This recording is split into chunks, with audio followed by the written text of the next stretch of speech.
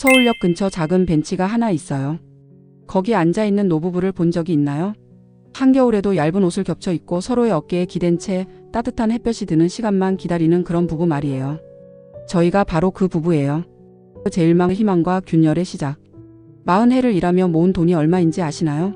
정확히 10억 2천만 원이었어요. 남편은 건설 현장에서, 저는 식당과 마트를 전전하며 한 푼 두 푼 모았죠. 통장에 찍히는 숫자를 보며 얼마나 뿌듯했는지 몰라요. 우리 부부의 꿈은 소박했어요. 경기도 양평 어디쯤에 작은 땅을 사서 아담한 집을 짓는 거였죠. 텃밭도 가꾸고 강아지도 한 마리 키우면서요. 봄이면 상추랑 고추 심고 가을엔 배추도 키워서 김장도 하고요. 주말이면 손주들이 와서 뛰어놀 수 있는 마당이 있는 집. 그게 전부였어요. 은퇴하던 날 남편이 그러더라고요. 여보, 이제 우리 시간이야. 고생 많았어. 그 말을 듣는데 눈물이 핑 돌았어요. 정말 긴 터널을 지나온 것 같았거든요. 새벽 5시에 일어나 도시락 싸주고 밤 11시가 넘어 돌아오는 남편 기다리며 살았던 세월이 주마등처럼 스쳐갔어요. 우리는 부동산을 다니기 시작했어요. 주말마다 차를 타고 양평, 가평, 춘천까지 돌아다녔죠. 남편은 지도에 동그라미를 그려가며 꼼꼼히 따졌어요. 병원이 가까운지, 대중교통은 편한지, 시장은 얼마나 먼지까지요. 여기가 좋겠는데? 남편이 가리킨 곳은 북한강이 내려다 보이는 언덕이었어요. 아침에 일어나면 물 한 개가 피어오르는 게 보일 것 같은 곳이었죠. 그때만 해도 정말 행복했어요. 카탈로그를 펼쳐놓고 어떤 벽지를 바를까, 주방은 어떤 색으로 할까 의논하면서 소녀처럼 설레었죠. 남편도 오랜만에 보는 환한 표정이었어요. 그런데 그해 여름이었나요? 큰아들 민수가 찾아왔어요. 38살, 결혼한 지 5년 차였죠. 회사에서도 과장으로 승진했다고 들었는데 표정이 어두웠어요. 엄마, 아빠, 할 얘기가 있어요. 거실에 앉은 아들의 손이 미세하게 떨리는 걸 봤어요. 커피를 타주려다 말고 그냥 앉았죠. 불안한 예감이 들었거든요. 사실은 제가 사업을 하고 싶어요. 남편의 얼굴이 굳어졌어요. 저도 가슴이 철렁했고요. 아들은 계속 말을 이어갔어요. 요즘 온라인 쇼핑몰이 대세라면서 자기가 준비한 아이템이 있다면서요. 친구가 이미 성공했는데 자기도 할 수 있을 것 같다고요. 얼마나 필요한데? 남편의 목소리가 차가웠어요. 5천만 원이면 시작할 수 있을 것 같아요. 그날 밤 남편과 처음으로 큰 싸움을 했어요. 남편은 절대 안 된다고 했죠. 우리 노후 자금이라고, 이건 우리가 40년 동안 피땀 흘려 모은 돈이라고요. 자식이 도와달라는데 모른 척할 거야? 그럼 우리는 어떻게 사는데? 우리도 이제 나이가 몇인데. 남편의 말이 맞았어요. 우리도 이제 60이 넘었고 다시 돈을 벌 수 있는 나이가 아니었죠. 하지만 며칠 뒤 아들이 다시 왔을 때 그 초췌한 얼굴을 보니 마음이 무너졌어요. 엄마, 정말 이번이 마지막이에요.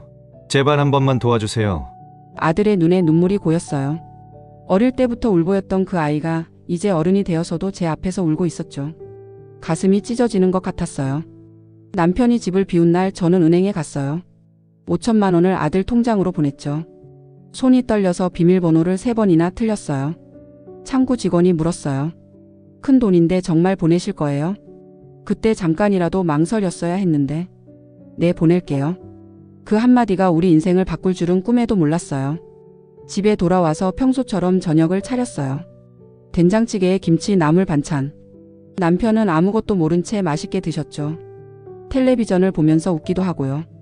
그런 남편을 보면서 가슴 한구석이 서늘해졌어요. 이번 한 번뿐이야. 민수가 성공하면 다 갚을 거야. 스스로에게 그렇게 되뇌었어요. 하지만 그게 시작이었다는 걸 그때는 정말 몰랐어요. 작은 균열이 시작된 거였죠. 마치 댐에 난 작은 구멍처럼 조금씩 커져갈 균열 말이에요. 한 달쯤 지났을까요? 아들에게서 전화가 왔어요. 사업이 생각보다 잘 안 풀린다면서요. 초기 투자가 더 필요하다고 했어요. 이번엔 3천만 원이었죠. 엄마, 정말 죄송해요. 하지만 이번만 넘기면 괜찮아질 거예요. 아들의 목소리가 간절했어요. 저는 또 은행에 갔어요. 이번엔 남편 몰래 정기 예금을 깼죠. 10년 만기였는데 중도 해지하니 이자가 확 줄어들더라고요. 하지만 어쩔 수 없었어요. 자식이 손을 벌리는데 외면할 수 있는 부모가 어디 있겠어요. 그렇게 조금씩 우리의 꿈이 무너지기 시작했어요. 양평의 그 땅도, 북한강이 보이는 집도, 텃밭도 점점 멀어져 갔죠. 하지만 저는 믿고 싶었어요. 우리 아들이 성공해서 다 갚아줄 거라고. 아니, 꼭 그래야만 한다고요. 겨울이 왔어요. 그해 겨울은 유난히 춥게 느껴졌죠. 아들에게 돈을 보낸 지 석 달이 지났는데 사업은 나아질 기미가 보이지 않았어요. 오히려 더 많은 돈이 필요하다는 연락만 자꾸 왔죠. 엄마, 거래처에서 대금을 안 줘서 이번 달만 넘기면 정말 괜찮아질 거예요. 전화기 너머로 들리는 아들의 목소리는 점점 지쳐갔어요. 저도 알고 있었어요. 뭔가 잘못되어 가고 있다는 걸요. 하지만 이미 8천만 원을 보낸 상황이었죠. 여기서 멈추면 그 돈이 다 물거품이 될 것 같았어요. 남편은 제가 자꾸 우울해 보인다고 걱정했어요. 여보, 무슨 일 있어? 요즘 말도 없고. 그럴 때마다 가슴이 콩닥콩닥 뛰었어요. 혹시 들킨 건 아닐까, 통장을 확인한 건 아닐까. 밤에 잠도 제대로 못 잤어요. 옆에서 코 고는 남편을 보면서 미안함과 죄책감에 몸을 뒤척였죠. 어느 날 새벽 아들에게서 문자가 왔어요. 엄마, 정말 죄송해요. 한 번만 더 도와주세요. 1억이면 모든 게 해결돼요. 1억. 그 숫자를 보는 순간 손에서 휴대폰이 떨어졌어요. 1억이라니. 이미 8천만 원을 보냈는데 1억을 더 달라니요. 하지만 아들은 계속 문자를 보냈어요. 이번이 정말 마지막이라고 투자자가 나타났는데 자기 지분을 늘려야 한다고요. 그날 저는 하루 종일 고민했어요. 시장에 가서도 밥을 하면서도 빨래를 널면서도 아들 생각뿐이었죠. 초등학교 때 상장 받아오던 모습, 대학 합격 통지서를 들고 뛰어오던 모습이 자꾸 떠올랐어요. 내가 낳은 자식인데 이번만 도와주면 정말 잘 될지도 몰라. 결국 저는 또다시 은행에 갔어요. 이번엔 우리가 노후 의료비로 따로 모아둔 적금까지 해지했죠. 창구 직원이 이상한 눈빛으로 쳐다봤어요. 어머님, 요즘 보이스피싱이 많은데 혹시... 아니에요. 가족 일이에요. 거짓말은 아니었죠. 가족 일이 맞았으니까요. 하지만 그게 우리 가족을 망가뜨릴 일인 줄은 몰랐어요. 봄이 되자 아들의 연락 빈도가 줄어들었어요. 예전엔 일주일에 한 번은 꼭 안부를 물었는데 이제는 한 달에 한 번 전화가 올까 말까였죠. 불안한 마음에 제가 먼저 전화를 했어요. 민수야, 요즘 어떻게 지내니? 아, 엄마. 바빠서요. 나중에 다시 전화할게요. 툭 끊어지는 전화. 그런 일이 반복됐어요. 어느 날은 아들 사무실로 찾아갔어요. 강남 어디라고 했던 주소를 찾아갔는데 거기엔 다른 회사가 들어와 있었어요. 여기 민수.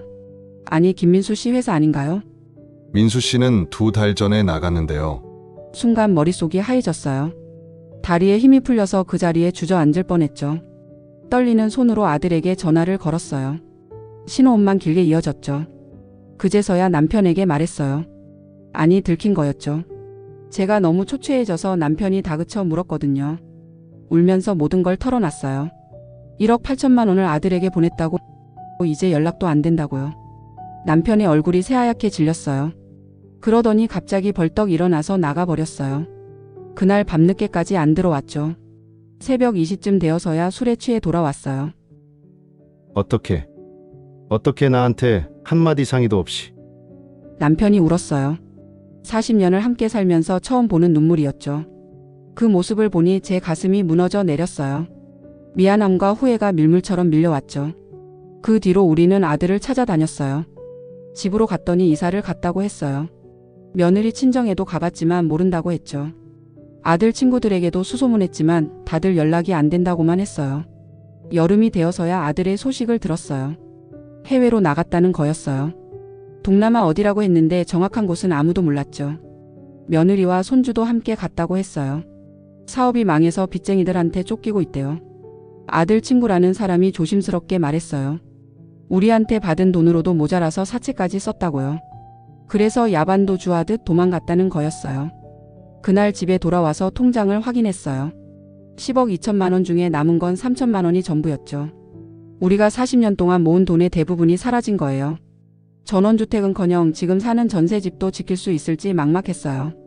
남편은 한동안 말을 잃었어요. 밥도 제대로 안 드시고 하루 종일 창밖만 바라봤죠. 가끔 중얼거리듯 말했어요. 내가 그렇게 반대했는데 왜 당신은... 그럴 때마다 미안하다는 말밖에 할 수 없었어요. 변명도 후회도 소용없었죠. 이미 일어난 일이었으니까요. 가을이 왔을 때 전세 계약이 끝났어요. 집주인이 재계약을 하려면 5천만 원을 올려달라고 했죠. 우리에겐 그런 돈이 없었어요. 결국 보증금을 빼서 더 작은 집으로 옮겨야 했어요. 양평의 전원주택을 꿈꾸던 우리가 서울 변두리에 반지하로 들어간 거예요. 이삿날 40년 동안 모은 가구와 살림살이를 대부분 버려야 했어요. 반지하는 너무 좁았거든요. 결혼할 때 장만한 장롱도 아들 낳고 샀던 밥상도 다 내놓았죠.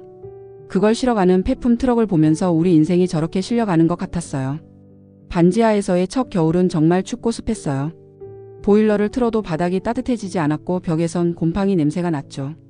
남편은 매일 기침을 했어요.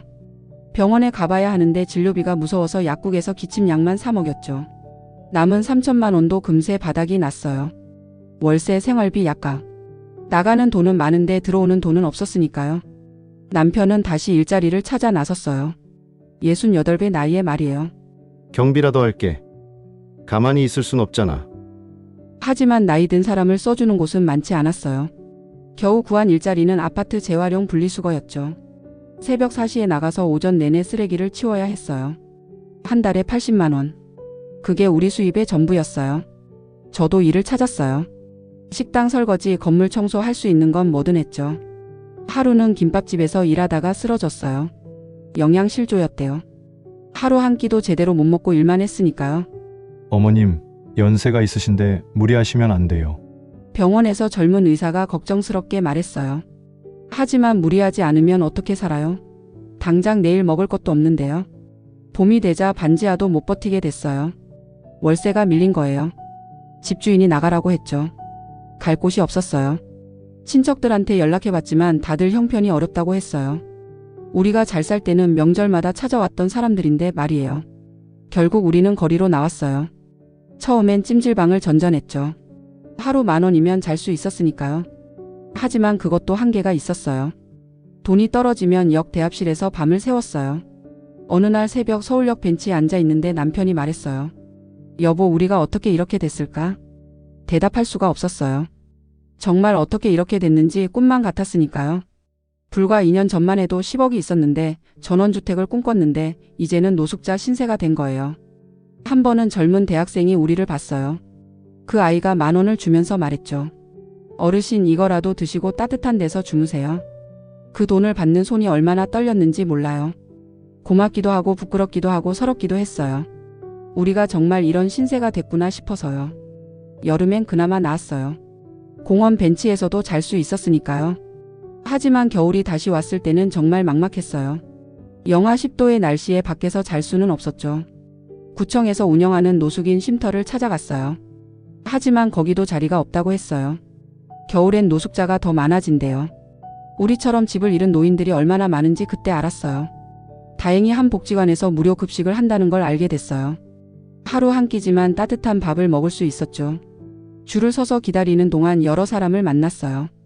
우리처럼 자식한테 속아서 전 재산을 날린 사람들이 한둘이 아니었어요. 우리 아들은 주식한다고 5억을 가져갔어요. 딸이 카페 한다고 집까지 담보로 잡았는데 다들 비슷한 사연이었어요. 자식 사랑에 눈이 멀어서 노후 자금을 다 퍼준 사람들. 이제 와서 후회해도 소용없는 사람들이었죠.